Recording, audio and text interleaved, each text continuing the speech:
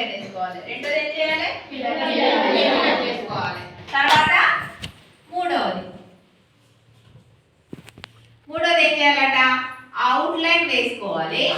ఓకేనా? అవుట్లైన్ వేసుకొని ఏం చేయాలి? లోపల నుంచి బయటకు స్ట్రోక్స్. అర్థమైందా?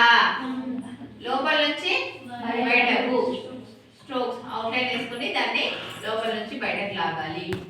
ఇది ఒకటోది, ఇది రెండోది, ఇది మూడోది. లీవ్స్ కూడా అంతే, లోపల నుంచి బయటకి లాగాలి. ఓకే, లోపల నుంచి బయటకు లాగాలి. తర్వాత నెక్స్ట్ వచ్చేసి ఏంటి? ఇప్పుడు ఫోర్త్ వన్, బయట లోపల నుంచి బయటకి. అర్థమైందా? ఒకరు ఏ డిజైన్ లో వేసుకో, డిజైన్ అనేది చేంజ్ అయింది. కానీ ఫస్ట్ వన్ ఏమో లైన్స్, ఓన్లీ లైన్స్ గీయాలి. మళ్ళీ నింపద్దు, ఈ కలర్ మంచిగా ఆ కలర్ మంచిగా నింపద్దు. దీంట్లో లైన్స్ వేయద్దు, నింపాలి. తర్వాత ఒకటి ఏ పువ్వు ఎంచుకో. తర్వాత ఏం చేయాలి? అవుట్లైన్ వేసి బయట నుంచి లోపలికి స్ట్రోక్స్ గీయాలి. ఓకేనా? అర్థమైందా? తర్వాత నెక్స్ట్ ఏంటి? ఫోర్త్,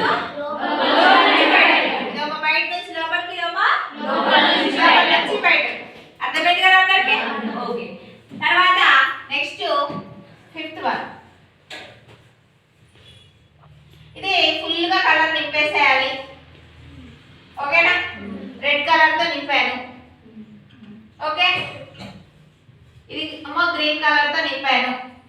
నింపేం చేయాలంటే దానిపైన అవుట్లైన్ ఇవ్వాలి. అర్థమైందా? వేరే బ్లాక్ కలర్ తో కానివ్వండి. ఎక్కువ అవుట్లైన్ ఇవ్వడానికి బ్లాక్ గోల్డ్ ఎక్కువ వాడుతూ ఉంటాం, వైట్ కూడా వాడతాం సందర్భాన్ని బట్టి. అంటే ఇలా లోపల మొత్తంగా ఏముంది? Red colour. ఆకే కలర్ ఉంది, దీనికి మొత్తం అవుట్లైన్ బ్లాక్ ఇవ్వచ్చు. అర్థమైంది? అంటే నీ ఇష్టం, కలర్స్ అనేది నీ ఇష్టం, పెంచుకో.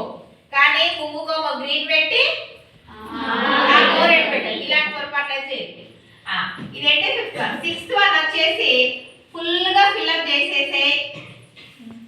ఓకే, చేసిన తర్వాత ఈ అవుట్లైన్ ఏదైతే ఇస్తున్నామో ఆ కలర్ తో బయట నుంచి లోపలికి. అర్థమైందా? ఇప్పుడు ఫర్ సపోజ్ ఇది రెడ్ కలర్ నింపావు, వైట్ కలర్ అవుట్లైన్ ఇచ్చావు, ఆ వైట్ కలర్ తో లోపలికి స్ట్రోక్స్. ఓకే.